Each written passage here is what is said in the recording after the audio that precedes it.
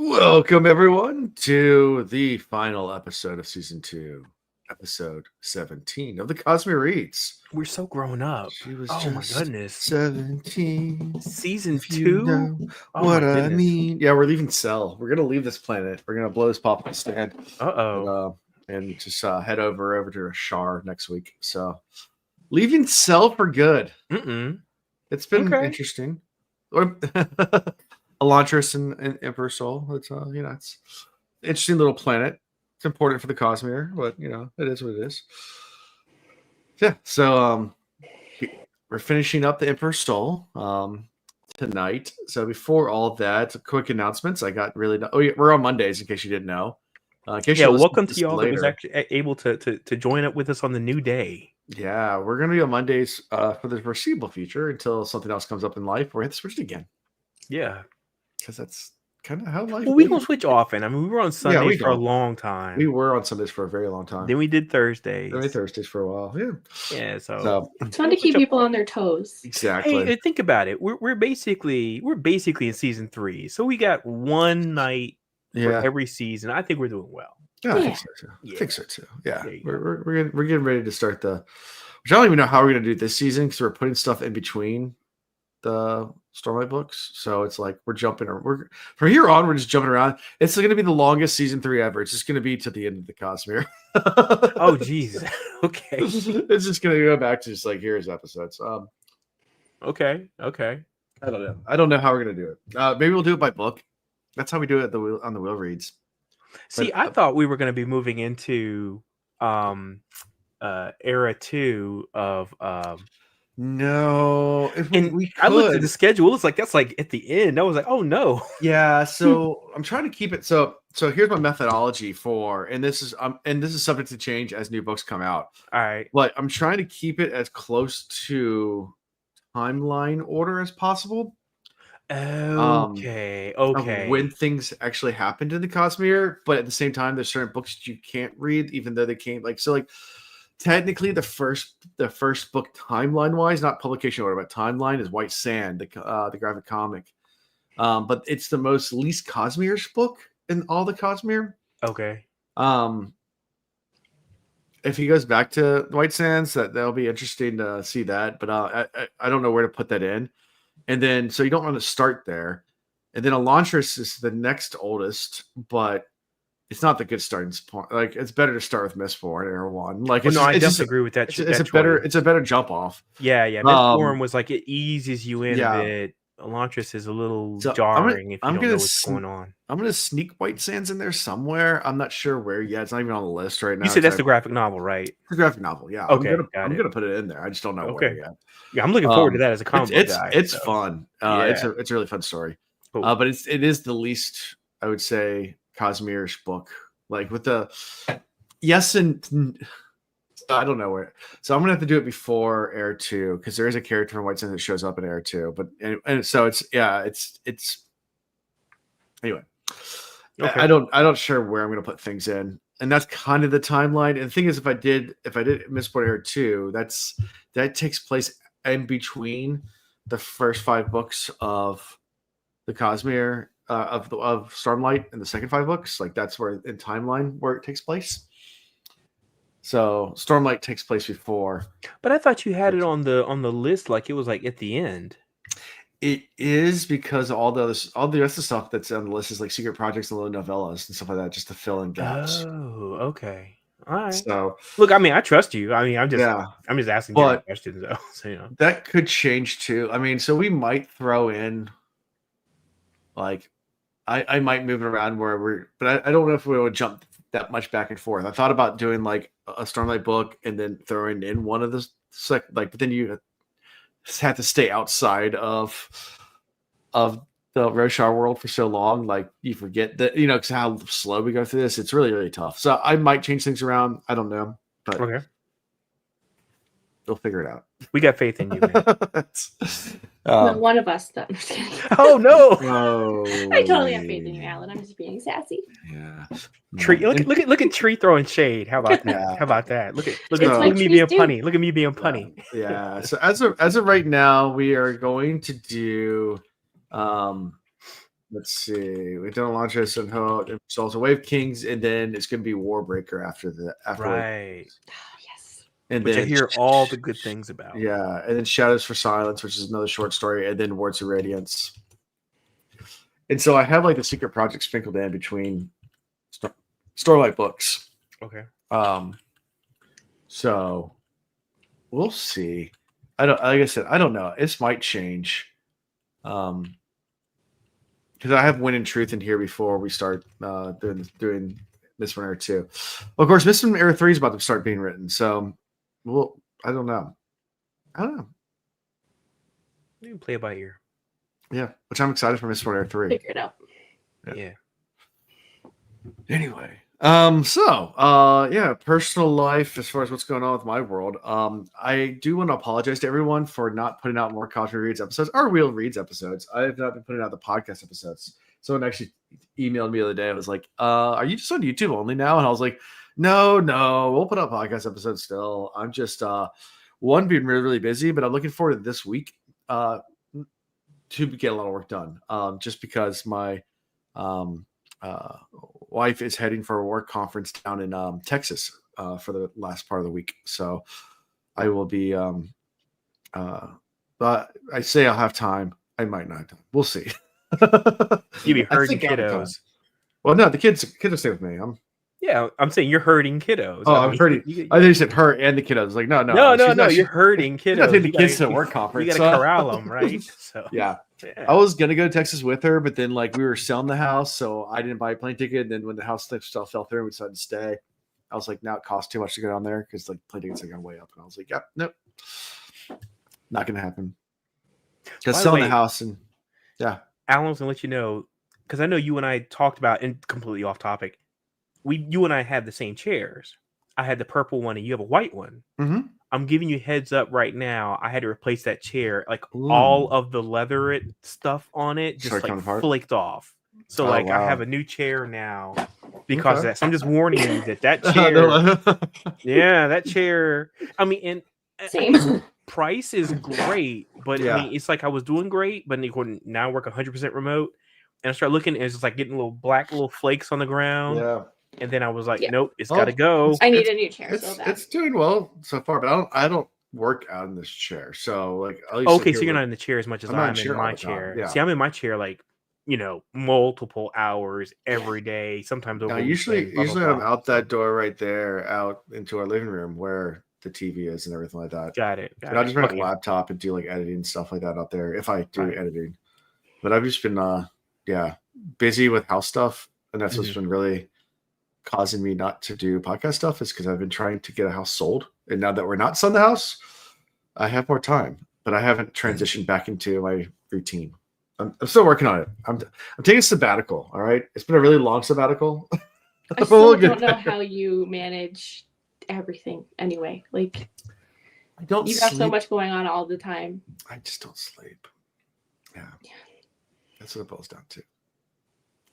My doctor actually gave me, and that's one thing that I've been doing more of now, and hence why I haven't been doing much podcasts. Is because my doctor gave me a really hard time about the lack of sleep I was getting. Yeah, we have a tendency. Those of us that like work a lot, like I operate on 5 hours sleep on a lengthy evening. So, but I manage people. My people are all over the country and actually the world because I have some people that work for me that live in India. And so it's just like you're just up, and so you just gotta juggle, make it happen. But I grab sleep when I can. But it's rough, It is, and for years I was operating on 4 or 5 hours of sleep for years, and but my doctor was like, "You need to stop." I was like, "Okay." Yeah, and then I do the get up at 3:30 to work out thing because it's the only time I know I can make that happen every day. It will not be something else will get distract me or whatever. Sure. Or interrupt. Yeah. So gotta make it happen. Cool. Anything going on in Canada? Is everything still safe up there? Well, we've been noticing some beavers congregating along the border with giant trees that they're dragging. They're like building a wall or something. I don't know. Oh no, weird. Beavers building a wall. Do they have weird hair and like they talk talk strange into with a New York accent. And yeah. Also, this next full moon I just found out is called the Beaver Moon. Oh wow, so, it's a Beaver Moon. Weird. Nice. I've been seeing pictures on the internet. Well, I mean, you tell them beavers stop building that wall. Damn them beavers. Beaver's gonna beaver. You can't tell them what Beaver's to do. got a beaver, right? I mean, was it Briars? Yeah. Yeah. I mean, personal life for me, not much really. Just recording from a different room, of course. Because didn't Briars just get sued for using beaver butt juice? Everyone uses beaver butt juice, so come on. I know that it's the beaver anal gland, and yes, it's used for all kinds of things. What is it called? So beavers have a gland in their anus that actually secretes like this thing. I gotta find it tastes like vanilla, so it's cheaper than using vanilla beans. So most companies that you have that's vanilla flavored, it's just beaver butt juice that's put in there because they've approved using. I can't say it's like cologne. And because it's organic, they can still put an organic vanilla label. Castoreum. That's what it's called. I was close. I said colostrum. So it's literally beaver butt juice. All the maple trees that they chew on, I guess. I don't know. Yeah, that's crazy. Butt juice. But we like that castor sac juice. That's what it's called. But Briars got this giant class action lawsuit against them because they had made a natural vanilla ice cream. Is what they called it. And people sued them saying that like they thought it implying natural that it was made from the vanilla plant. Man, we are big into like animal butt stuff, aren't we? Because last week we talked about like the coffee beans that went through and the whole thing. Listen, don't drag me into your animal butt stuff thing. Hey, okay? You know what? Can we make that the subtitle of our podcast? Can we talk about butt stuff more? This is not what I signed up for. Welcome to this episode of Animal Butt Stuff. I don't know. Butt stuff. I need to rethink my life. We're gonna have a whole nother crowd come in. Oh no. Oh no. And then we're in costumes, baby. Sorry, Zool. Zool says, how could you? You're ruining vanilla for me. We have tainted Zool's ears. I'm sorry. It's true, though. It's true. If you look into it, it's fine. You've done your entire life. You've been eating the butt of a beaver for your entire life, and you never knew. And it was no, we'll call it castoreum, so that way we can keep it G rated. We'll call it castoreum, so that way they don't know that we're. I mean, is it any weirder than like drinking milk from a cow or any animal? Like that's liquid that really goes into their body, and we drink it. Yeah, it is really odd that that's what we do, right? Yeah. I mean, cows, goats, cats.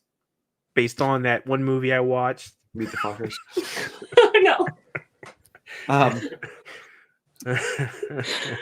How is happily unaware? Ignorance is bliss. I mean, somebody has a job milking cats to make. Like, somebody has a job pulling the anal glands out of beavers.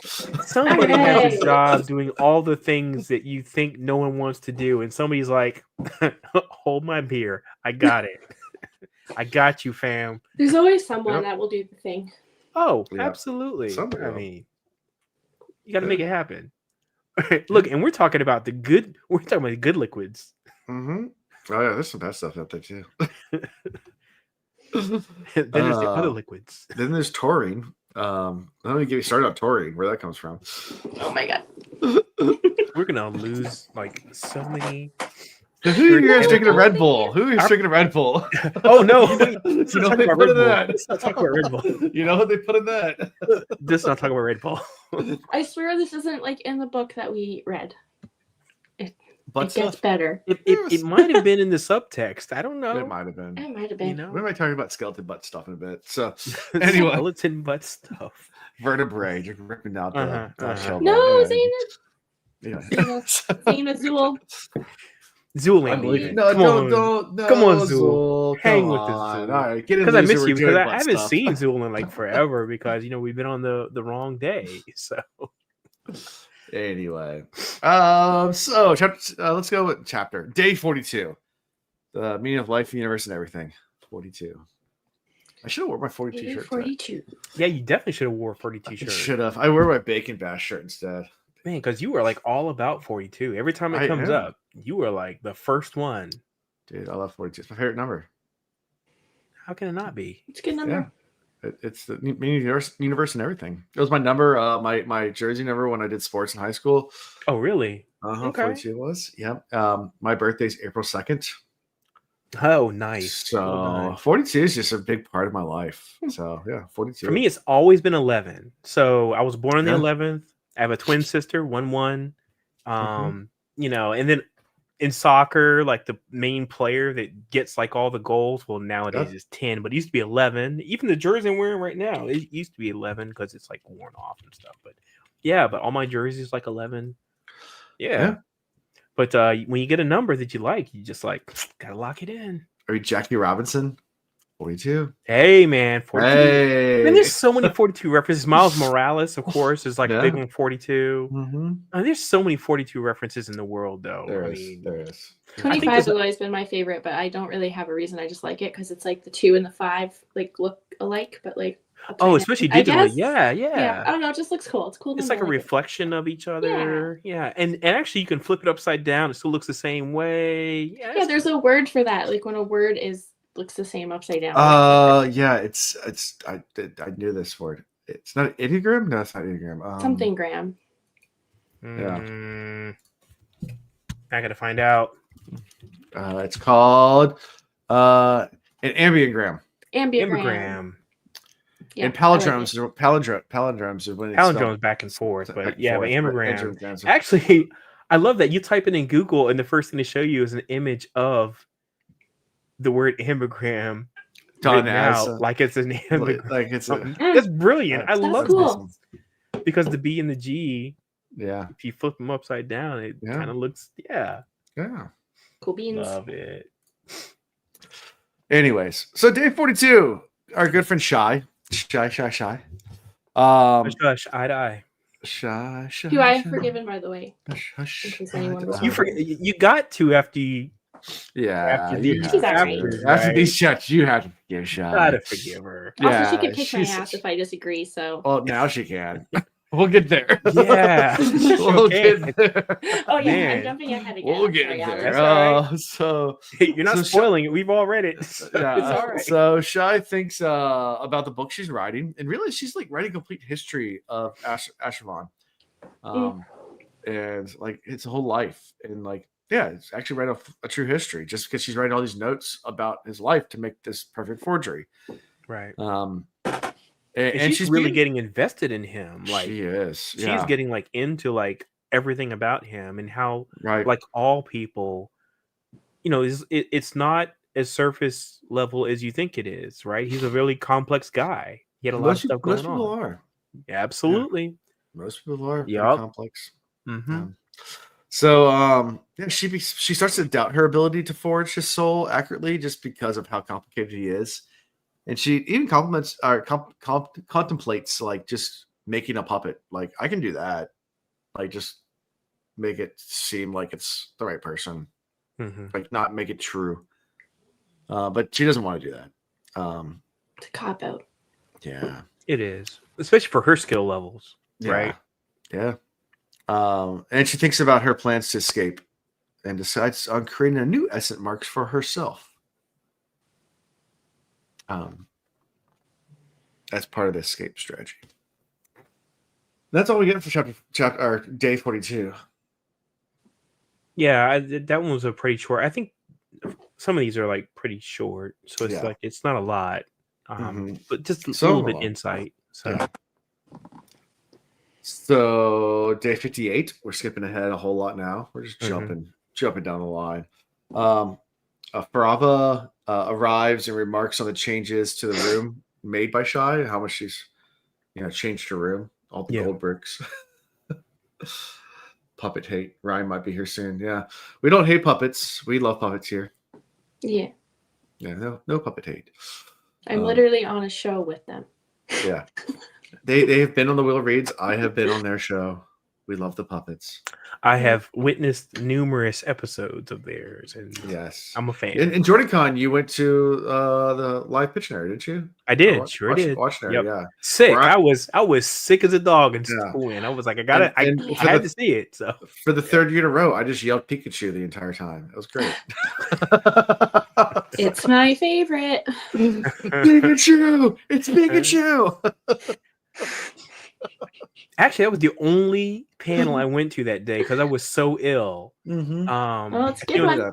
I came out illness, but I was like, I had to go because you had talked it up so much, and I had already seen them, like because I saw them on the fundraising thing we did, the 24 hours, and I was like, I gotta see them like live. Yeah. So I was happy to be able to at least catch that one. Yeah. There's some heads they are sweet. They are sweet human beings. They are great people.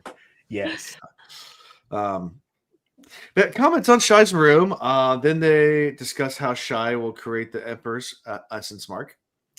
Farava then takes Shy's notes to be copied. But in reality, she made a forgery of those. So, man, she's putting a lot of effort into this. Kind of what do they call that? The art of deception. I mean, we'll call it deception for right now. There's another word I'm trying to think of, but she is really putting some serious effort into like kind of throwing people out of position, right? So not only is she having to work on this soul in a record number of days. I mean, 100 days is like what? Yeah. How? Based on what she said and what other people are saying. But she's also throwing deception. She's throwing like all these like false leads and red herrings and all that. And I'm like, this lady's working hella hard. Hella hard. Working all the ankles. Oh my God. Yeah. Working 9 to 5. Yeah. And then 5 to 10. She's working 9 to 9. Oh, she's working 9 to 9 the next morning. This lady don't sleep. Hey, Dolly Parton. Dolly Parton. Always a national treasure. Yes. National treasure. Yes. But yeah, Inception level, like a dream within a dream within a dream, a copy within a copy within a copy, a forgery. Just like, she's getting deep into this. Oh my gosh, is he? Yeah. It's hard also. Like when you start doing that much deception too, it's hard to keep the lie going. Right, because you got the best way to make a lie work is to believe in it. Yeah. So that means now you've got to try to believe two truths at the same time. How? And not get tripped up. I'm trying to remember the name of this guy. Robert Hansen. Robert Hansen. He was the American FBI agent who was actually a Russian spy the entire time. Oh my gosh. So I was like, I know this name. So it was mandatory training I had to do when I was working for DHS. Okay. And he was one of the guys that was like this mandatory case study we had to read about. Yeah. Here. Because they were like, make sure you're careful about blah blah blah blah blah. Don't divulge. Deception upon deception upon deception. Yeah, because I used he screwed the Russians too. He was double agent. Well, he's a double. Well, is that technically a triple agent? Yeah, he was triple agent. I think it was a triple agent, right? He screwed over both countries just for the most money. I mean, he was just taking money. So he just served himself. That's all he. Yeah, he was just trying to get money. So like he was. Double crossing. And by the way, he's just one of them. I mean, there was like 15 people that they made us study. It was every year we had to read all their background and. He was the one that was such like a nerd and a geek that like they actually suspected him for a second. Like, no, it could be him. Like he's too awkward and weird. It could be a Russian spy. And sure enough, they get you every time. They get you. Those awkward, weird people. Yeah, he's like, there's no way. He's too goofy. Like, there's no way the Russians will like him. The little awkward, non-speaking guy that sits in the corner that you're like, whatever. This guy, we're not inviting him to the cookie swap. Yeah. Nope, that's the dude that's gonna cross you. Yeah. So now the big one that got him caught was when he leaked. So I guess one of the top Russian generals. He leaked that name to Russia. So one of the top Russian generals in like the 80s. Was actually an American CIA agent that infiltrated into the Russian military and worked his way all to the rank of general and was making military, like he was running part of the Russian military and he was an American CIA agent. And this guy leaked his name to the Russians, which was a huge setback for American So, of course, I do the trip with the wife every year. We go somewhere internationally. Yeah. I used to get grilled after I would come back. Every year because they were like, so because I had to tell them, I was going somewhere and they were like, so you went to Spain. Yeah. we noticed you went to some Muslim areas of Spain. I was like, what? They had a lot of whatever. Anyway, and it was like a thing. So then I would have to get like grilled for like a little bit. And then they would be like, yeah, you're good, whatever. I thought I was going to get grilled, not necessarily, I'm not in any kind of security clearance job, but just coming back to customs when I came back like years ago and I did my sailing trip, because there's so much gaps in my passport, because you would get stamped out of the country and then like a month later you're stamped to the next one. You're sailing. So like we're just traveling to places that don't have customs, so we don't check into countries until we get to some place. But we went to Scandinavia last year. Most of the countries didn't even stamp us. Yeah, we were kind of pissed about that, because you want the stamp. You're like, I want the fancy little stamp. But I had so much gaps in my stamp, like where it's checked out, not checked into another country for like a while. Like I was so nervous, like flying back in the States, like that I was gonna get like grilled.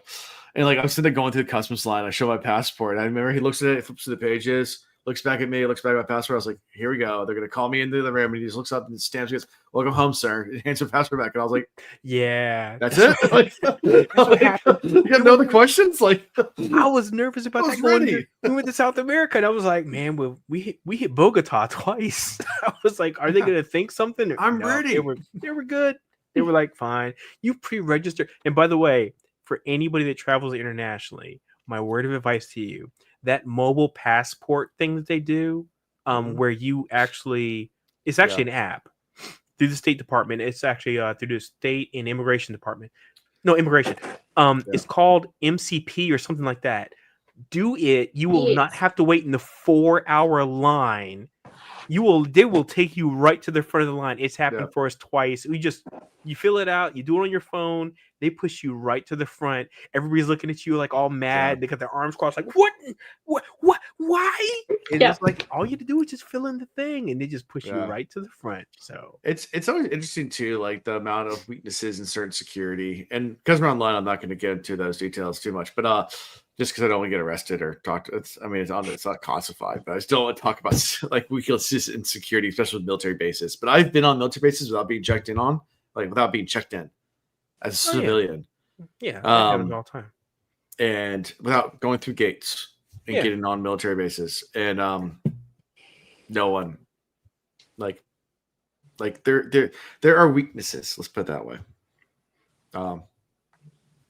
Exactly, you're supposed to be there. That's the whole thing. Just walk in. That really goes a long way. It goes a long way when you walk in. I mean, seriously. Now, I'm gonna admit right up front, definitely a male thing. It works so much better. Yeah. If you're a man, unfortunately, that is the world we live in. But when you're a man, you can actually just, if you walk with enough confidence, and just kind of have an air about you, like, from working supposed to be here. Like from working in restaurants and different industries, I've always learned if you dress nicely, like especially wear a suit, you can literally just walk back into the kitchen of a restaurant, walk around and walk back out, and no one will say a single word to you. They're just like, Alan knows how I dress. I wear sport coats and stuff all the time. You just walk in there. Nobody asks me questions. No one's gonna say a single thing. Man, they treat me like I'm like, oh, sir, whatever. Yeah. Today, I went and visited my father's. He's probably the lawyer of the Happy owner. Veterans Day, by the way, to everybody out there. Because so we do all the Remembrance veterans Day here. Yeah. Today's ours. What do they call it in England? They call it. They wear the red poppies, and it's called. So do we. What is it called? It's probably also Remembrance Day. I think it's called Remembrance Day, right? Okay. Yeah, for us it's Remembrance Day, and we have the poppies. So I don't know. It might be the same. I completely forgot to say that, but I went and visited my father's, resting place today because he was a veteran, and but I walk on a small ladder. You get a ladder, a high vis vest, and a clipboard. A ladder in one hand, clipboard in the hand, and a high vis. Automatically, if you have a plunger, go anywhere you want. A plunger. Yeah. What do you say? A plunger. Like a toilet plunger. Just a plunger. Just and automatically, just purpose. And walk with purpose. Hands on your hands. You on could your just like kind of looking around. Basically, I could go up to the hottest club in New York City, plunger in hand, just be like, yeah. Go just get that all in the behind the that plunger backstage. Swagger. Just I'm here to fix the toilet, man. Like exactly. Yeah, it's plunger, baby. It's an emergency. I gotta go. Oh, that's true. It's like, look. Do you want that hole cleaned up? Although I will say, the plunger for one military base I've been on, that was no joke. I've been on one military base where I was literally interrogated at gunpoint, and they let me in, but it was and I was through the main gate, like guns drawn on you. That's scary, Alan. This Camp Perry. Camp Perry's that way.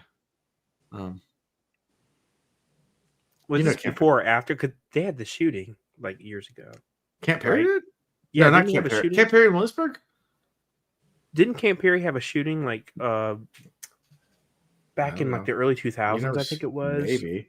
So, I mean, Camp Perry's the farm for the CIA. It's where they train all the assassins and spies.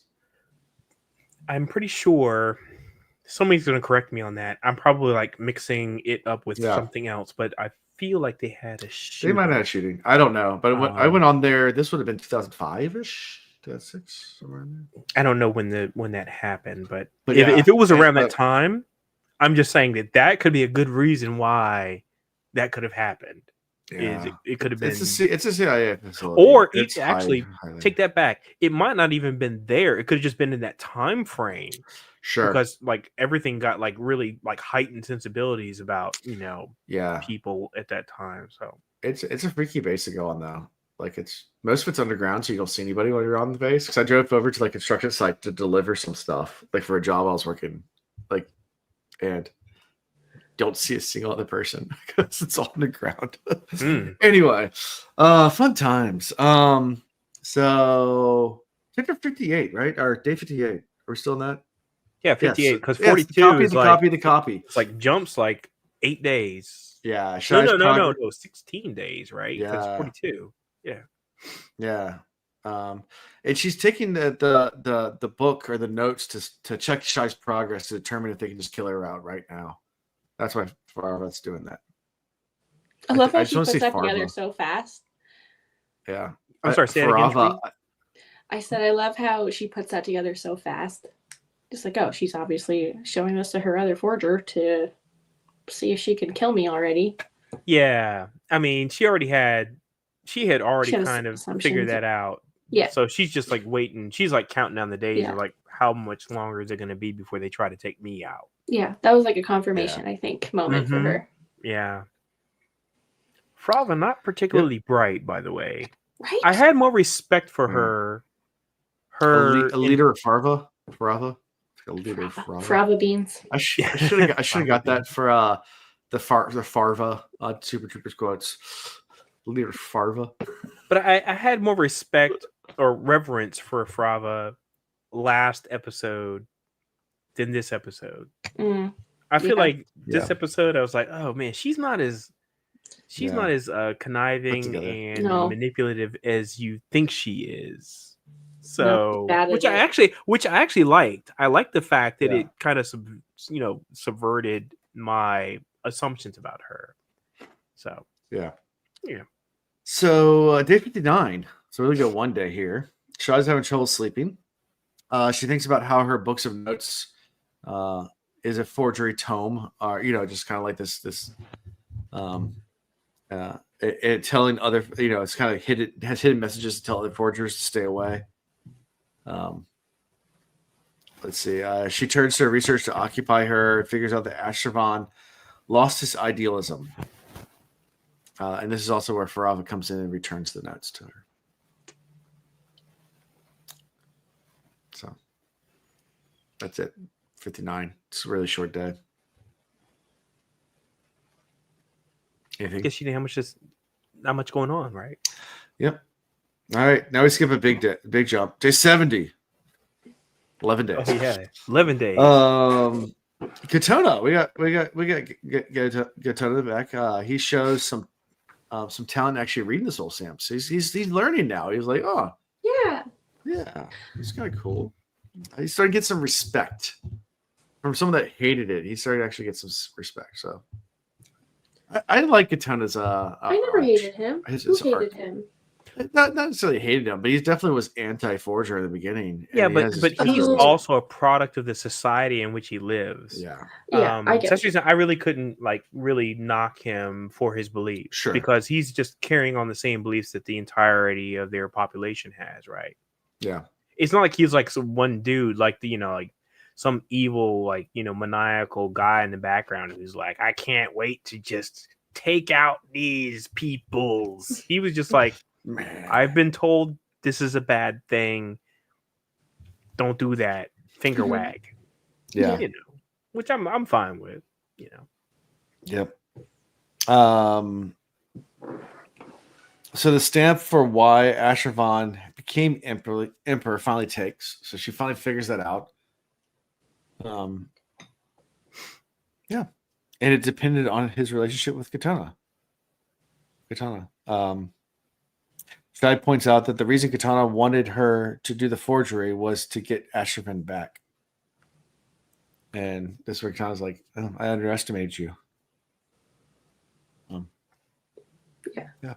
She said, "Good." Kind of what I do. I read people. Kind of my whole thing.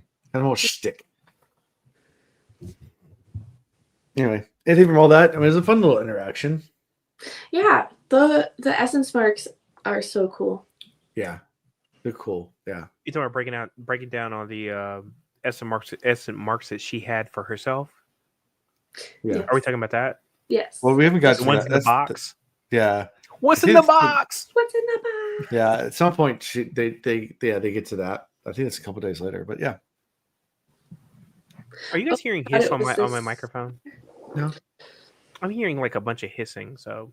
Oh, it's probably just me moving.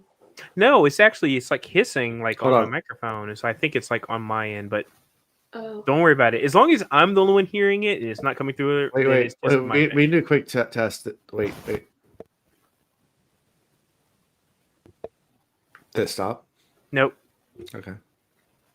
So you can be. Don't worry about it. I mean, because I can hear y'all just fine. So don't even stress it. Yeah, I can't hear anything. So okay. Good deal. I'm deaf, so. I mean, me too. He's 76. Not great. Yeah. People to give you input on whether we can hear something. Not the box. Not the box. I know it's the box. What's in the box? What's in the box? I love that meme all the time.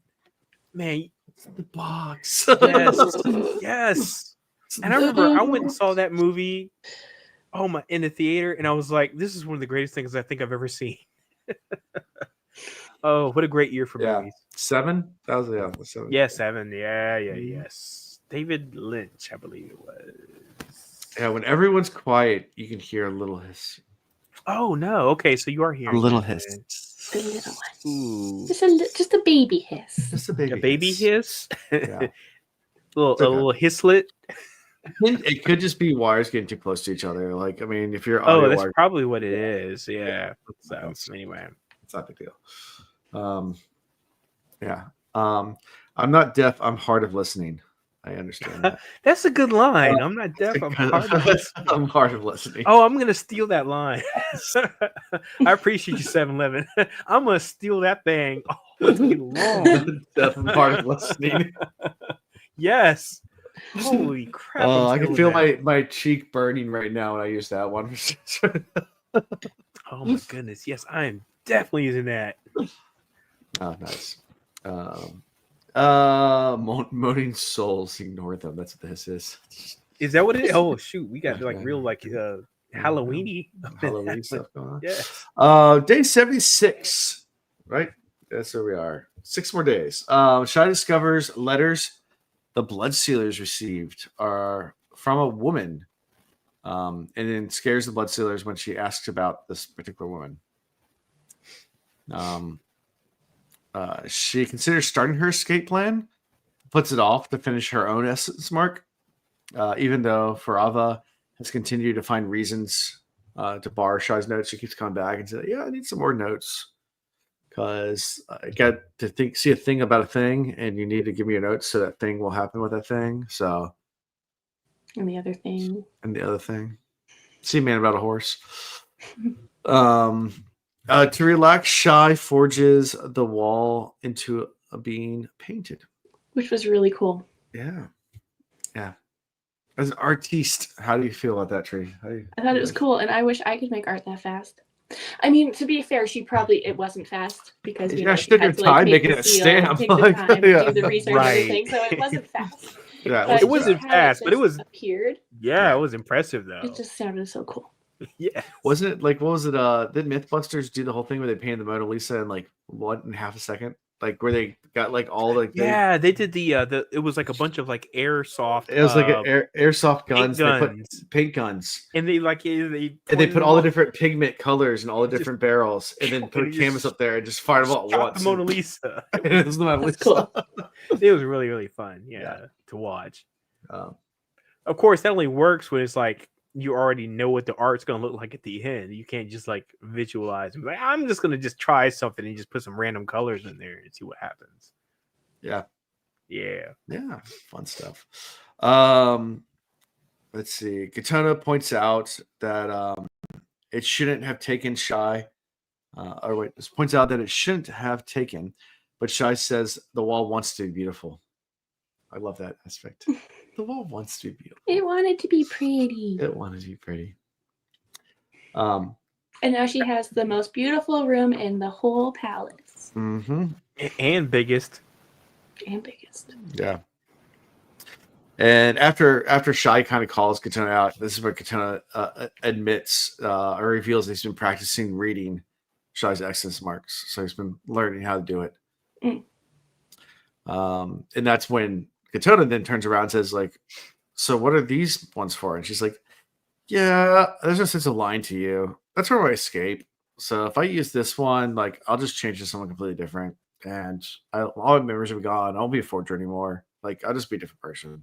And I kind of don't want to do that. But at the same time, part of me wants to do it. And I'm really torn. There's some ambivalence there. 100%. The explanation... I assume this is that part where she does an explanation about like all those different ways that she's gonna like kind of like wipe her memory essentially, right? Yeah. And she has like the fake family, the fake letters. I mean, all that effort. And I'm like, oh my gosh, this lady, she goes in. That's all I'm saying. She goes in. She's like, I got all the machinations put together to make this thing successful. I'm like, wow, that's some forethought. And again, it stacks on top of all the other planning she's already doing. Right. Yeah. Wow. She is on another level. I feel like that one's basically her like retirement stamp. Yeah. Her retirement stamp. Something has to go really, really wrong, I think, for her to use that one. Yeah. Yeah, you don't want her using that. Yeah. No, but I mean, I understand the. Oh, absolutely. The appeal to it, yeah. Absolutely. I mean, it's a necessity. Mm-hmm. If it hits the fan, she's like, "Well, I got an out." You know, it's become someone else. Yeah. This is also when she reveals to Katana the reason why she destroyed the painting. Right, which is her redemption song, right? Mm-hmm. Yes. So, I was like, okay, I forget. I know, and of course, Tree. The whole time I'm listening to this, I was like, oh man. That's like the only excuse that I probably would have. Tree needed to hear this part. Yeah. Like, oh man, because I did, I know how I felt about it, but then you as an artist and hearing you talk about it last week, and I was like, yeah, that's like rough. If somebody burned one of my paintings, I would be pissed. Right. Yeah. But if I told them to paint it because it was owned by somebody that I don't like, then that's different. Yeah. I'd be like, yeah, burn it. It's mine. It's my choice. Burn it. Right. And when Katana said, it belonged to all of us, all the people that viewed it, I'm like, I hate that. Yeah. Yeah. Bump that noise. Artists don't necessarily like bump that make noise. art. It's for like people. They make Banksy. it for them. He sells a $1 million painting that shreds as soon as the auction gavel comes down. That thing was hilarious. Yeah. I loved it. At Sotheby's, and they're sitting there holding it up, and that thing sure enough is like sold. And that thing shredded itself. I was like, yeah. It kind of reminds me of that. Like that's what this kind of reminds me of. Like it's a Banksy move. It's but the fact that the original artist put it clearly down. He was like, I painted this for a ex-lover, and that person's no longer in the picture, It had a whole different purpose. Right. Yeah. I don't care about it anymore. He was like, I don't want it to be like something's revered, whatever. He's like, just get rid of it. Burn it. Yeah. I appreciate it. Yeah. And then in this day, this when Shai finally reaches the final stage of the forging process for the Emperor's Soul, where she melds all the previous stamps together as one. So she has the final key at this point at day 76. Day 76. So going to day 85. Day 85, Shai discovers that the Emperor's first love was from a storybook that he shared with his wife. That's cute. And that she fears that she isn't as close to finished as she thought she had to be. She's like, "Oh, I found out more stuff. This sucks." Okay, this must not really resonate with me. I don't remember this at all. It's a very short chapter. Okay, I don't remember that chapter in the slightest. So, sorry. Krishna's red hair is the show's wife. She had about the red hair. Anyway, she fears that she isn't also close to finishing because of all this. She examines her escape and resolves to finish the soul in 1 week and then escape. This is when she finally decides to just finish the mark and then I'll escape. No, you should not. You should make art for people, whether it lasts or not is part of art. You shouldn't burn art because of the present. No one knows the future. Okay. Interesting. String flame. They just I'm reading comments. Yeah.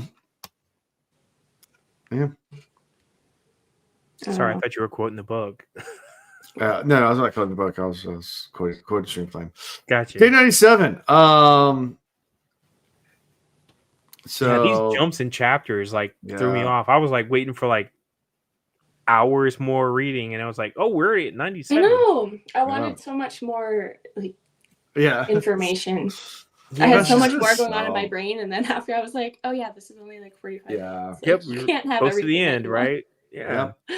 So Hurley picks up a letter forged by Shai that the Bloodsetters appear to have dropped. It begins with Shai's escape plan.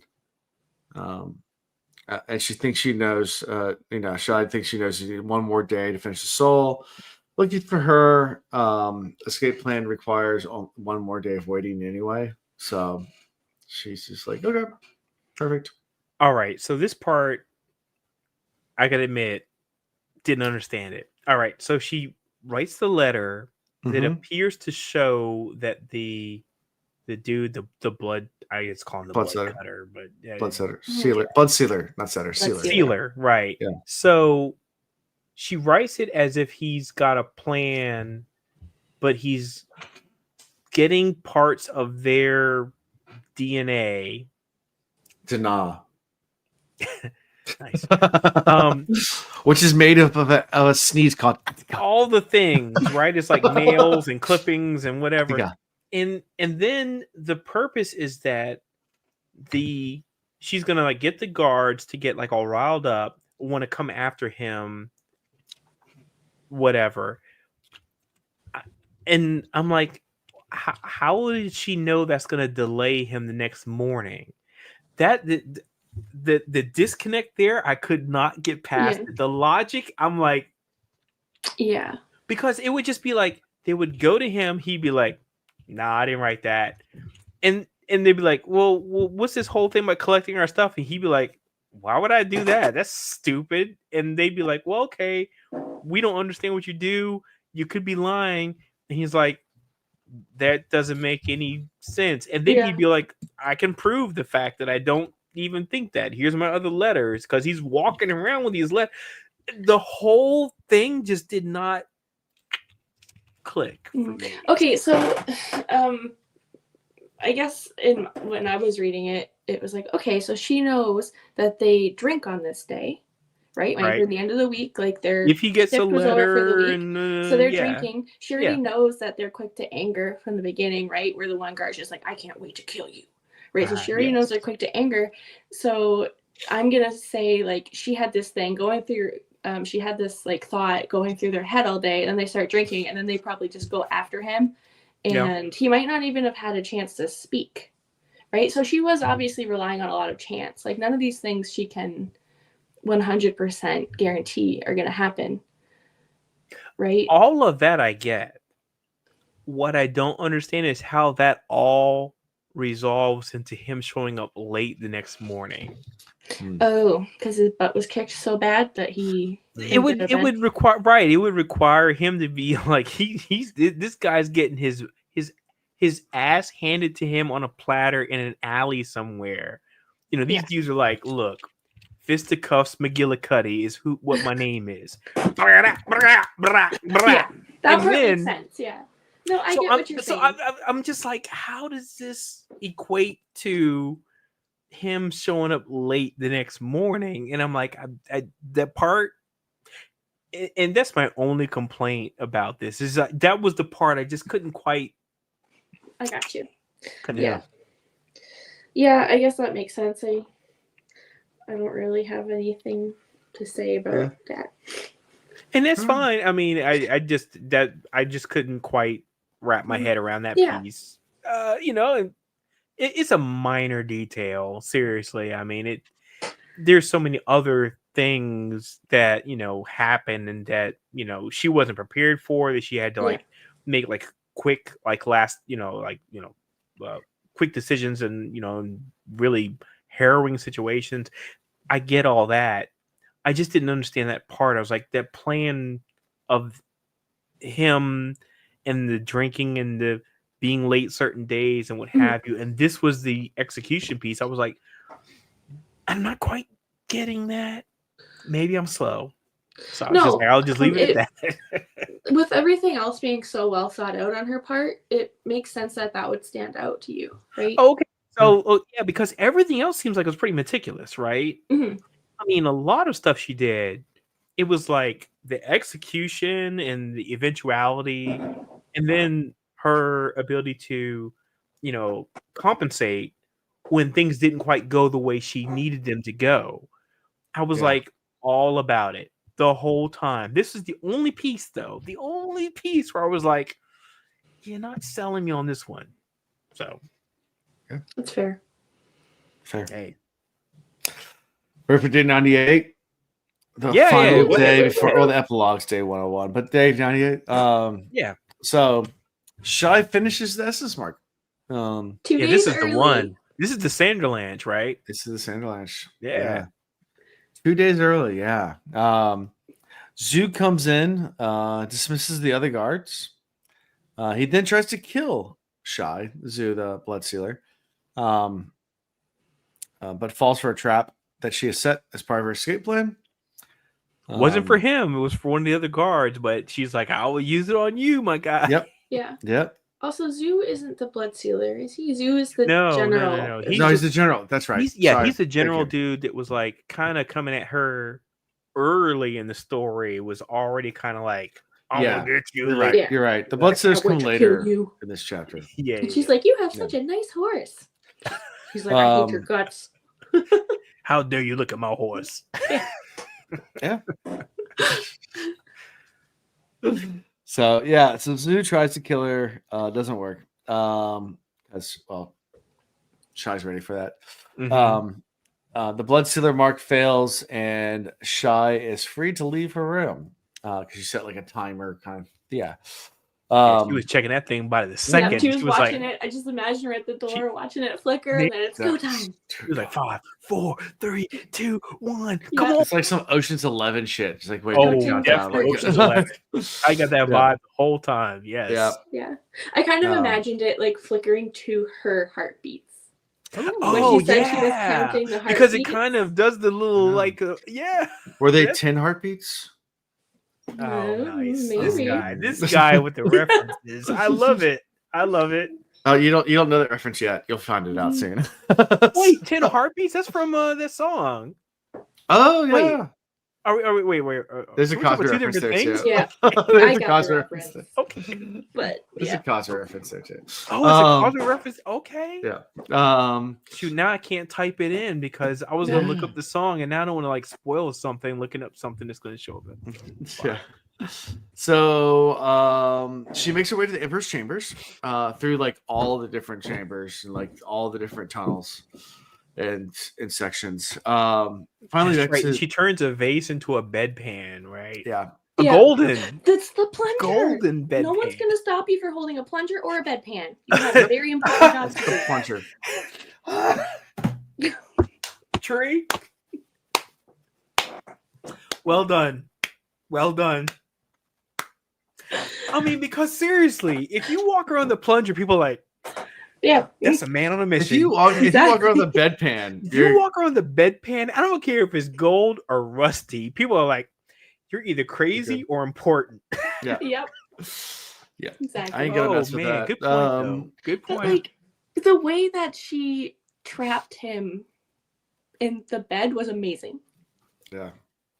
Right? Oh yeah, I was thinking about this last week when we were reading the first half about how she's changing, like when she changed the table. I was like, she's changing this wood somehow to be useful to her, right? But it turns out she just did that to the bed, and she made her whole she turned her like plain bed into like a 4-poster bed, and then made it rot, and then made the floor rot too. Because she saw that it was like rotting from above, though, which meant that she could actually that's the reason why she was going under the bed, was so she could actually create. It was so good. It was brilliant, though, all day long. So the planning on this, and again, I love to give Sanderson credit when it's like he just like puts all the little crumbs there, and he's like, this is the crumbs. Yeah. So it's not like surprise, you didn't know this was gonna happen, whatever. He was like, I put little things out here, so if you were really astute, or if you want to read it again, it's gonna be so obvious to you that I laid it out for you to get there. So and everything in the room looked so pretty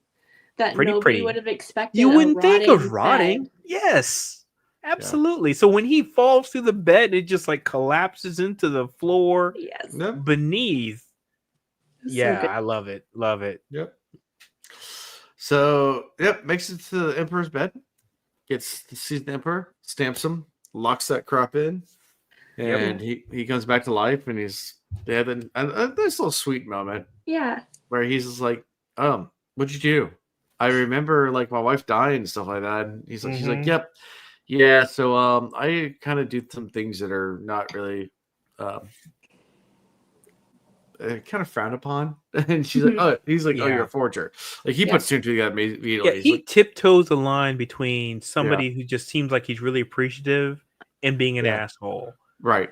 So he's just like he's an emperor. Right, exactly. So from here until the end of the book, he just is on that line. He's like, am I an asshole or am I a good guy? Right. You don't know. So right. I think he called her a resealer, the healer, right? Or resealer. Yeah, resealer. You're just a resealer. Yeah. I like that she I completely get her needing to go and finish her project. Yeah. Right. So because like to see it happen. Any artist, she wants to see the fruition of her work. She's like, I've put so much time into this. Yeah. I mean, this lady's obviously meticulous. Right. And I also love that she was the one that told him, like, hey, it's really important that you have this. It came directly from her. Yep. So it was like really genuine, not like him listening to any of the other people who actually don't really even understand what she is doing. Mm-hmm. So I don't know. I really like that moment. Absolutely. Agree. Wholeheartedly. Yeah. Yep. And tells her about the plate and everything like that and everything has to do. And and then she goes to flee. Right. Yeah. Which I like how he's like, run, go. Yeah. He keeps telling her, he's like, go. Why are you waiting around here? Go. Get out of here. Blah, blah, blah. And as she leaves the chamber, she runs into an ambassador. Did you catch what kind of ambassador it was? Sorry, I didn't hear you. Did you catch the type of ambassador? Good question. I will. Oh, no. It was a Gjorn. Gjorn? Was it a Gjorn? It was a Gjorn ambassador. Was that from Alicia? Wait. They didn't say that explicitly, though, did they? I think. Or did they just say the way that they were dressed? I think they may have said the way they were dressed, but it's a Dorothea Priest from Elantris. Okay, so they make it clear that Yeah. I don't remember hearing the term, but that's but easily it was something I might have missed. Yeah, I think I don't know if they said the term girl, but it was the way it's dressed. I think they. Wow, that's pretty cool. That's again, I like the world building. I like it. If that's the case. Either way, it's one of those little Easter eggs. Just like, wait a second. Oh yeah, they're on the same planet. Yeah, he's all in red. Yeah. Now you're right. I do remember that they were red. They were all in red. Yep. But I didn't even think about them being a Gjorn. Never occurred to me. Yep. Wow. Yeah. Nice. Well done. Well done, Brandon Sanderson. Well done. You passed the test. Yeah. So Elantris, and it's on the same planet, so it makes sense that there might be some. Of course. I mean, all these nations and they're Zul's flipping out now. Really? Nice. Yeah. Isn't that cool? It's pretty awesome. I like that. Cool. Yeah. So the Bloodstealers then begin to track Shy, but as they're tracking her down, she decides to wait for Katona. In the hallway leading to the Emperor's rooms, Katona finally does arrive, and the mark did work, and he has that little sweet moment there where he's like, "I should take you down for trying to run, but I respect you. I'm gonna, it's a nice little moment there." Mm-hmm. Wait, but he also. Sorry, go ahead, Tree. Please. I was just gonna say, like, I thought she had done that to him when she was like practice stamping, like she had kind of built that into him. But then I was like, that can't happen because they have to be stamped every day. Right. So this is just all him. Yep. Mm-hmm. It is. And Katona gives because he's like all talking about him being manipulated, right? And she was like, the best form of manipulation was just me just being open with you about being genuine, everything. And he was like, because he brought her stamps to her, and I was like, that's the kind of relationship they built. Yeah, and it was not manipulation, like Tree just said. Yeah. Because it would have required a stamp every day. She manipulated him by being genuine. Yeah, exactly. She built a real human connection with him. Right. So if that's a manipulation, then that's what she did. Right. But if that's manipulation, then we're all being manipulated by everybody that we interact with every day. Right. And she even goes as far to say, like, I'll change my transformation mark to make you as my kindly grandfather. Yeah. Yes, I like that. I like that whole thing. I mean, I'm serious. I got the feels for a second there on that one. I was like, oh man. Yeah. Nice.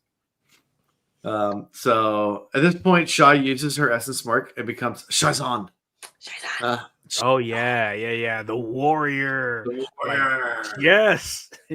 She's like, I went to 7-Eleven and I bought this can. Yep. Of whoop-ass. And she's like, and look how it describes it too. She takes it, puts the seal in. The two timelines like come together, converge, right? And then like one fades away, and then now it's like really I'm all warrior. And she doesn't care about losing, dying, whatever. She's like, I'm about to open this on your ass. Yeah. And then Zoo comes in. She's like, nope, not today. Takes him out like real fast with her. And the fact that she's like gotten like near mortal wounds, and she was like, I just want to make sure I take you out. Yeah. If she clicked the button. She clicked the button, the simulation, and it turns to the camera and goes, I know Kung Fu. Yep. The Matrix.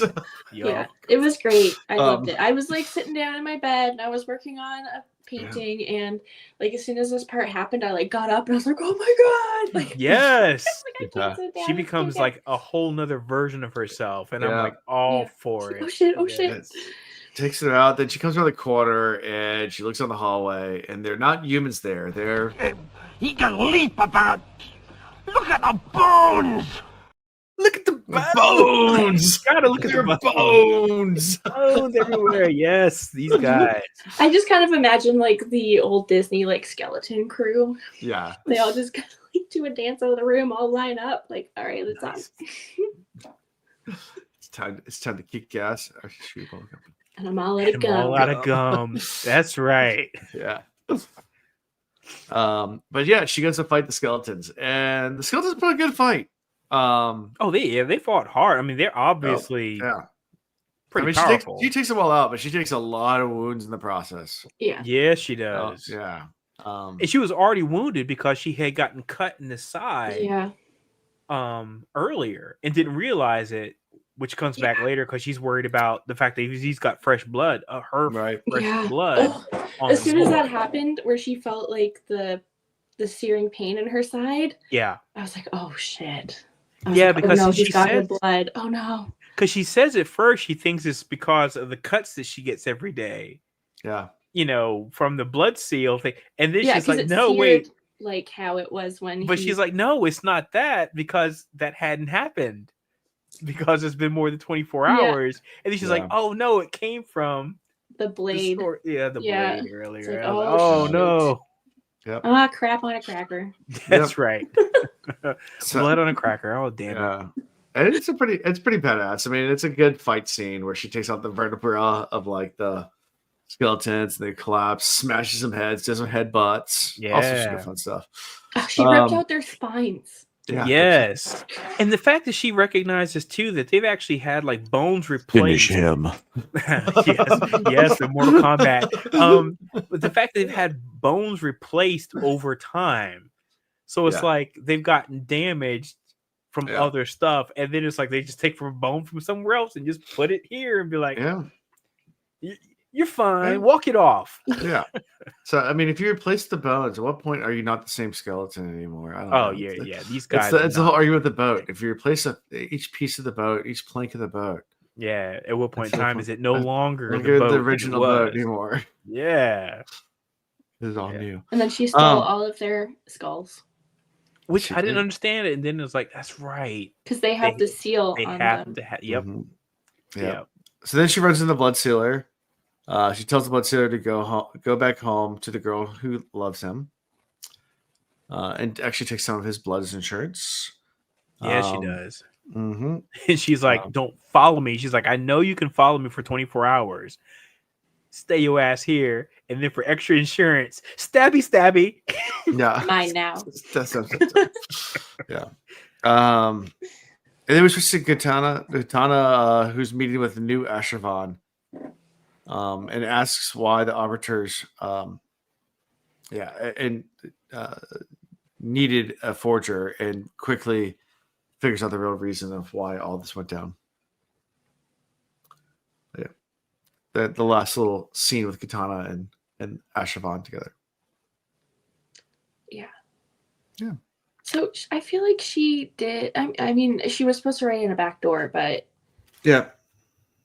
She didn't necessarily write in a back door. We never got evidence that she did anything. Yeah, we didn't get evidence of that, but and we've come full circle. Now we're talking about back doors. Ashravan? No, Alan, no. Alan, we got away from that. We almost we're trying to make sure Zool stays. I need a roll of paper. She hears more about animal poopers. She's not going to stay. No. Get in with the newspaper. That is nose. I was saying something, guys. Dang it. Bad Go host. ahead. Sorry. Go ahead, Tree. Oh, how Katana mentioned about how he's like the Ashravan from like 20 years ago. Yeah. Where he was probably less corrupted and and then also they mentioned he has the desire now to be a good emperor. Yeah. So she did change some things. She did for the better. Yeah. Took away some of his bitterness. You know, the world has a way of doing that to people. It's a way of chipping away the shoulder. Yeah. Yeah, making everyone a little bitter as life goes on. Because life be life, and sometimes. Mm-hmm.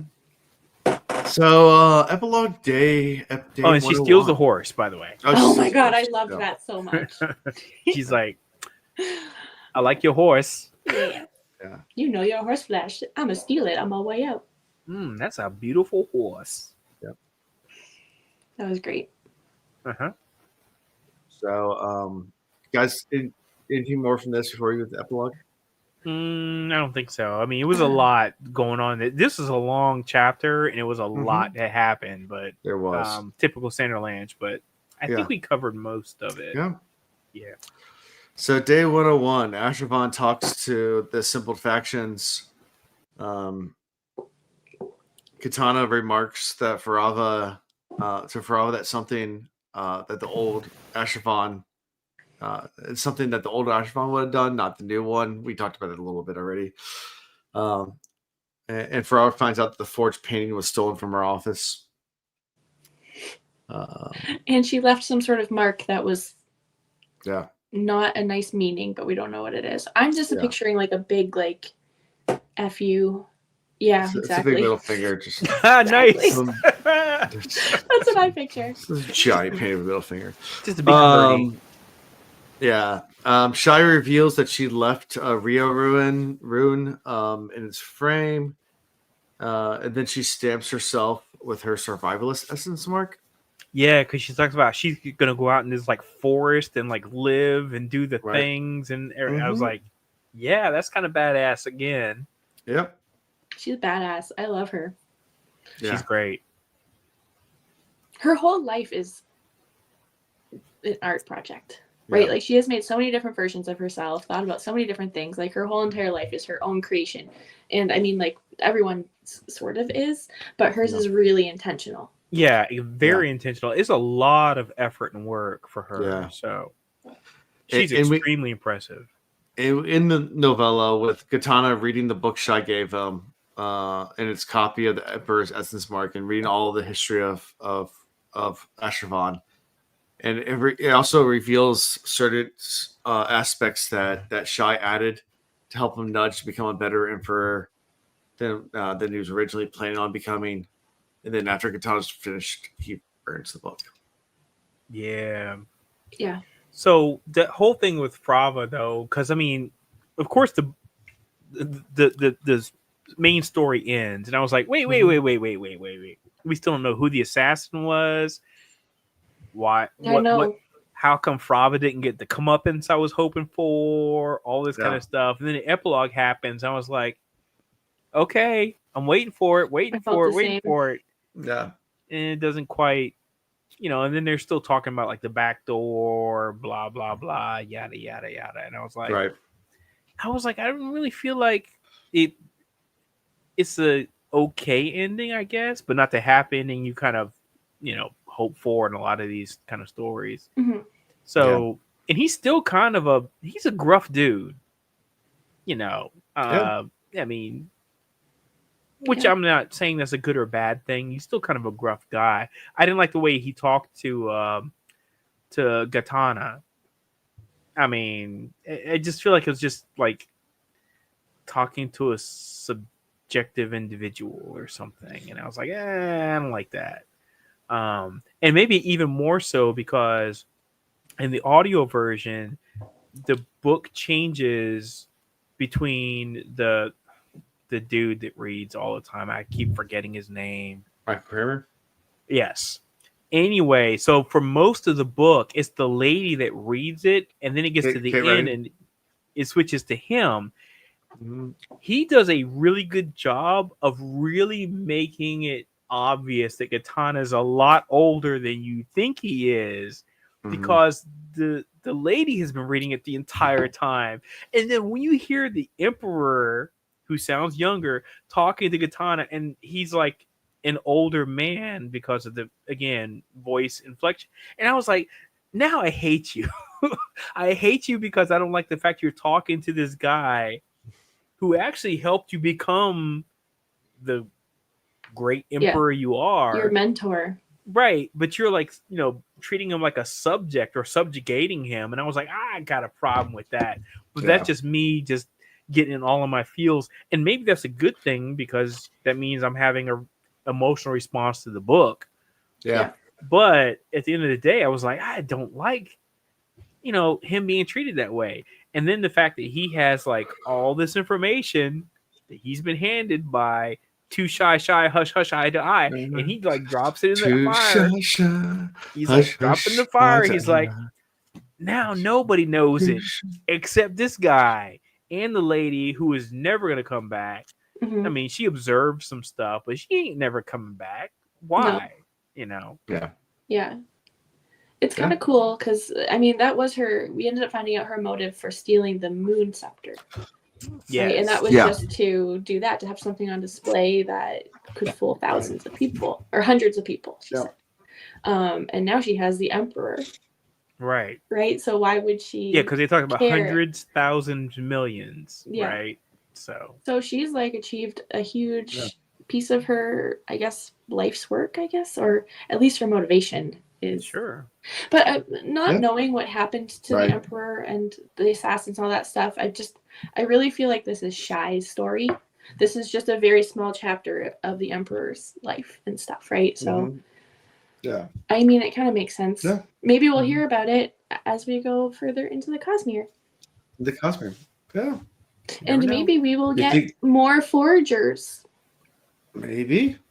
Wouldn't that be cool? I'll be keeping my eye out for them. Yeah, that might be kind of cool. Yeah, that's how in this novella, we finished it. Woo! It was good. We're done with Cell. Yeah, no, it's fun. It's a really, really good novella. Yeah, it's a well written, self-contained story. Yeah. I mean, you don't have to know a lot about the planet and other magical systems, etc. Right. So I appreciated that, and it was so ground level and really easy to grasp if you haven't read anything like this before, right? Right.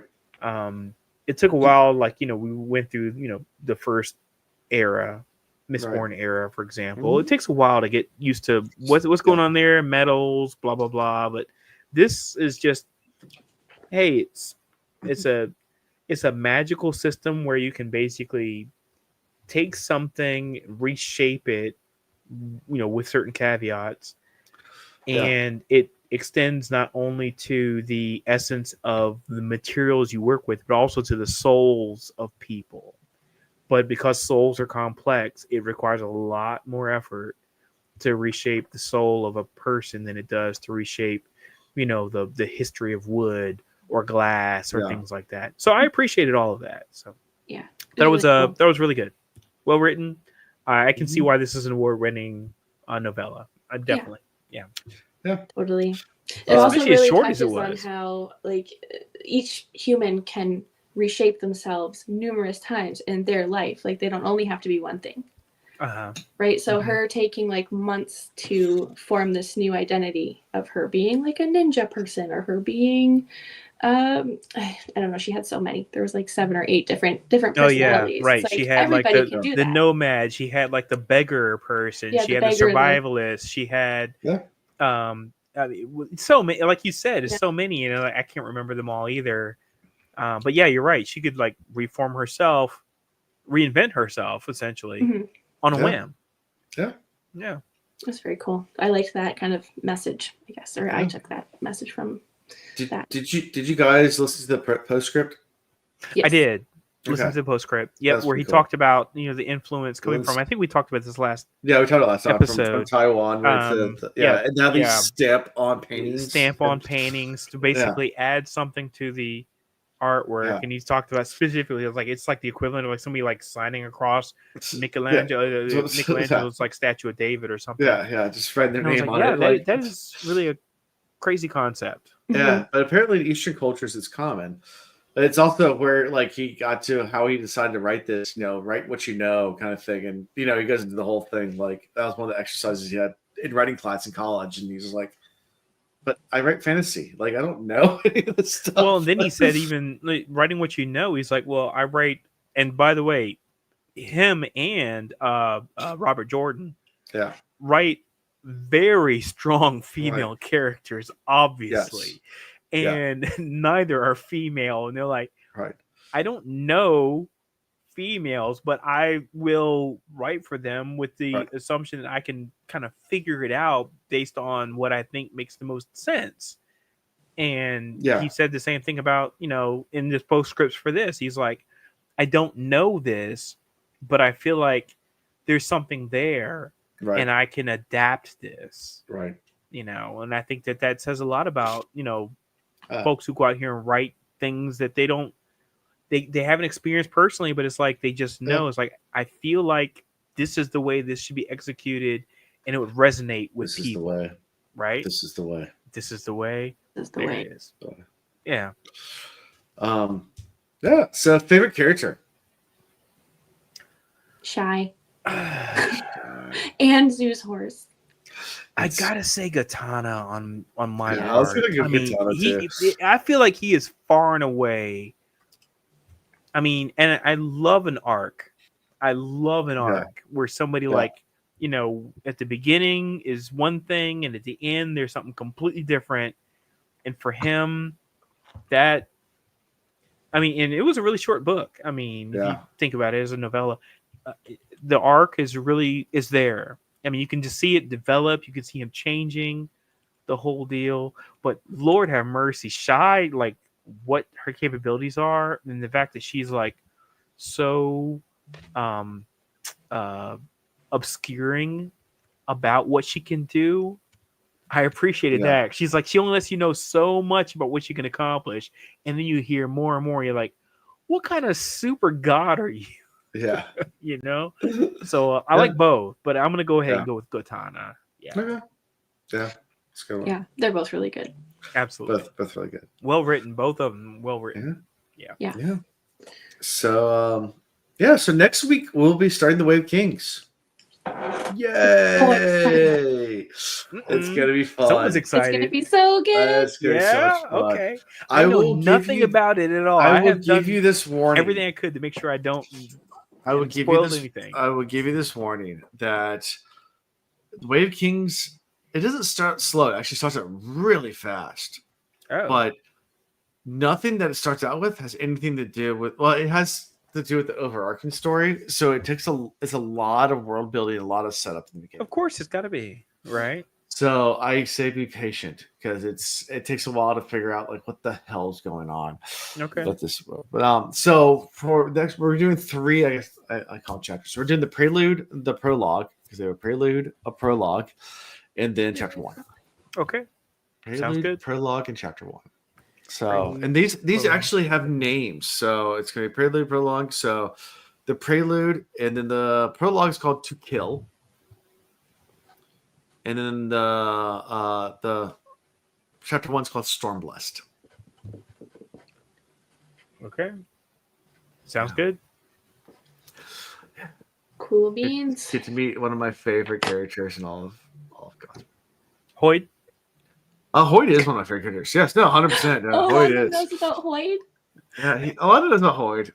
But I barely know about Hoid. I just have heard in passing some things. Hoid's amazing. Hoid's in probably things. from Alan, actually. Hoid shows up in places. Hoid shows up in places. Yes, I know about that. Who is Hoid? What is Who Hoid? is Hoid? I asked that shirt. question. I asked that question to the lore master at Jordan Con 2 years ago. The lore master for the Cosmere, who works for Dragonsteel for Brand Sanderson, was there, and I asked her, "Who is Hoid?" And she's like, "He's a character in Cosmere." I was like, "No, but who is he?" It's like he's a character. I was like, You're gonna tell me shit, are you? I kind of like not knowing. I just want to Who is Hoid? I just want to see just like Hoid just show up in like what is Hoid's motivation? Crazy places. I want it. Hoid is the cookie monster of the Cosmere universe, right? Yeah. Just 100%. He just is like cookies. Cookies. That's Shows up that's out of nowhere. amazing. Have you told them who Hoid was in this book? Hoid was in this book. Hoid in this book? Was it Shy? Hold on, let me see. I'm trying to remember who Hoid was in this Look at book. that. He's in every book, but So Hoid was in Emperor's Soul. Oh, probably crazy. He's in every book. Oh well, now that we've read it, I can actually type that in and not be like spoiled. So let me just type in. Yeah, you don't get too far into. Yeah. Orlando. Let's see, Hoid. Universal. She's betrayed by the Imperial Fool. Brandon Sanderson has said that the fool is Hoid. So Hoid is the one that betrayed her when she got caught? Yes. Rude. When she was trying to steal the Moon Scepter? What? Yeah. What kind of jerk is... How no, I was cool to figure that out as a reader. No. I guess this was a Brandon Sanderson Bad interview. Hoid. That would have been an interview. But yeah. Well, I mean, obviously he had a reason for it. Yeah. Oh my goodness, Hoid, you were cool until I'm not reading any more Hoid than that. needed her to be in there, and I only do surface level searches. Would you say, Tree? Sorry, I said Hoid probably needed her to be somewhere else for whatever reason. Because he probably needed to make sure. Well, Hoid stole the Moon Scepter. Wait, he stole the Moon Scepter. That makes sense. If he knew that the catalyst of her being in a situation that brought the Emperor back was that situation where this whole thing went down and she got betrayed, then actually it was really a smart play, right? Yeah. But that means he has like sight on sight on sight. He's like, I can see the things you don't see. Guys, I haven't read the book. String Flame, what book have you not read? Me? No. Oh, this book? String Flame. Guys, I haven't read the books. Oh, this book? Are you listening to this? Haven't read this? I'm sorry. Are we spoiling everything for you? I'm sorry. String Flame. I haven't read the book. String Flame just likes hanging out with us, I guess, and has no idea what we're talking about. Just hanging out. The fool. Nice. Which is okay because I mean sometimes you say some things and I also have no idea what you're talking about. People miss Hoid. Yeah, people miss Hoid a lot. That's so yeah. And now that I know that Hoid is the person, and kind of like Hoid is always like so far now has been basically like somebody's like a throwaway character who you just really have no confidence in their capabilities or whatever. You know, they're just like some like beggar or urchin or whatever. That's the person I'm looking for. So the fact that it's like the fool in this book, I'm like, yep, that checks makes out. sense. It checks. It checks out. It checks out. Because it's not somebody who's like, you know, the Kelsier of their world. No, they're like, no, Hoid's never. No. Hoid is like some dude who's like, hey. Although he is the narrator in the Secret Projects, and we'll get to those. But he's the narrator in a few. Okay. He is the gray man of the Cosmere. The gray man. Nice. I like it. But you know, the gray man is pretty scary dude though. So yeah. Yeah, Tom Maryland is the Hoid of what? Okay, that's interesting. Tom Maryland is the Hoid. Now that I've dropped that bomb, good night. No, I'm sorry. I will disagree with that. Yeah, no, I disagree with that too. No. Now I would think he would be the what Bombadil of the freaking Lord of the Rings. Yeah, that's Hoid, right? Yeah, I would say like Jane Farstrider is more Hoid than Jane Farstrider would be good Hoid. Yeah. Don't know who that is, but that name sounds familiar for some Jane reason. Farstrider was, what was his name in the books? It was what did he go by in World Time? Old man. Noel or Noel. No. Man, I'm drawing a blank there, but I feel like I know that name. Obviously I need to revisit some stuff in the Wheel of Time. So anyways, so next week we're gonna start the Way of Kings. Hooray! I am beyond excited. I'm excited because Alan's been excited this whole time. I've been waiting for this moment all my life. I feel like Phil Collins right now. No, Phil Collins. I've waited for I've been waiting like for this moment all my life. And I thank God that we finally read you. All my life. I've been waiting for this. It's gonna be good. It's gonna be so good, Alonzo.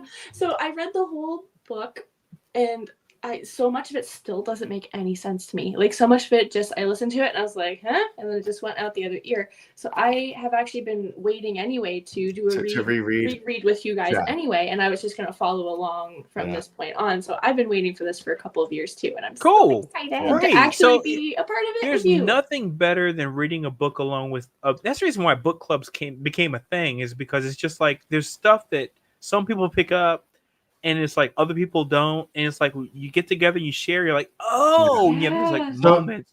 Disclaimer: like Will would be on this podcast, and he would just like, I got this theory, and I was like, dude, I think you might have just like unraveled this entire book. You know, it's just like you just talk it out, and it's like your perspective is amazing. So Tree has read The Wave Kings once. I've read The Wave Kings 5 or 6 times. It's my favorite book. I've read that book probably more than I should have, considering how thick that book is. Thick. Although the next book coming out in December, isn't it? Because it's not the thickest. It's not the thickest. I know it's not. That's going to be the final Stormlight 5. It's like 50 something hours an audiobook. Yeah, it like reached one of my top favorite books very quickly too. Holy The Wave Kings. Yeah, Wave Kings is so epic. Again, I'm looking forward to it. Yeah. Yeah. So there's even a techno song for it. Yeah. There's a what song? There's a techno song. A techno song? Yeah. Okay. Oh, do we get to listen to it, or does it have spoilers? Delano. Yeah. Wore white on the day he was to kill a king. It's the first line. Oh, you know? That's a good first line of a song. Yeah, it's the first line. Seth, the son Delano wore white on the day. I'm looking it up. It's a great line for a start of a book. Tree can look it up. I am not looking it up. I just put the first line of the book. That's your spoiler. Seth, son. Ooh, maybe it'll be a little treat for us when we get a certain way in, then Alan can play it for all of us. Oh yes, I would love that. So Alan, put that in. Meme it up. Meme it up. Yeah. When in truth, it's going to be 62 hours long. An audiobook. Oh, is that the newest one that's coming out? The newest one's coming out in December. Wind of Truth. Yeah. So it's coming out like a couple weeks, King's right? Like 40 something hours long. It comes out the first week or second week of December. Yeah, I just know there's like a couple coming out. Yeah, there's so 62 hours long in audiobook. Oh, you know what? I actually have already done 2 pieces of art for this book that I can share. For what? For Way of Kings. Oh yeah, cool. Or I mean, I'll wait for like when the moments happen, and then I will like, share my art. You don't want to spoil anything, but yeah, I would appreciate that. Yeah. Look, any chance you get to share some art, I'm all for it. So make it happen. Okay. Cool. Yeah. But we get to get to the Stormlight. Stormlight's so much fun. I'm excited. Yeah. Again, you've been talking about it for a long time. I'm looking forward to seeing what's going down with this thing. Yeah. So how you found it? It's CosmoReads.com. It's a website. You can find links to all sorts of cool stuff, like I don't know, episodes and merchandise, which we need to make more. That would be left sell. We need to make ourselves merchandise. I feel like now's the time. Okay. So make it launches great again. We can find some Emperor Soul crap to do. What's some good Emperor Soul crap? We do. I actually was inspired to draw. Hush, and like have like a. Hey, I would look anybody that makes something out of like any of my nicknames. Please go at it. All right. Yeah, make some merch. So we'll have some more merch coming. Join Discord, Patreon. That's on Patreon. Don't forget the Patreon is out there, people. And if you don't want to do any of those monetary things, you can always click the little subscribe button on YouTube or the like button, and they're free. It's free. All it costs you is them clicks. Stuff? It's free. It's literally. That's all you have to do. One click. Yeah. You don't even. I don't even care about the notification bell. You don't need to click that one. Like, in fact, you can click subscribe and then mute the channel, and I'd still be happy. But don't do that. Though. But don't do that. But you could. We want your clicks the same way Oliver wants more food. More, please. More, please. More clicks. More. But yeah, so that's pretty much it. So go check the website out. Go check out the links, and then so next week come back for some really exciting stuff because we're gonna go kill a king. Spoiler. Jeez, dude, you just ruined the book for me now. It's fine. Oh, just you wait. All right. Thanks, everybody. All right. Till next time. Thank you for watching the Cosmere Reads. Gosh dang, gosh, fresh. Gosh dang, gosh, stay fresh.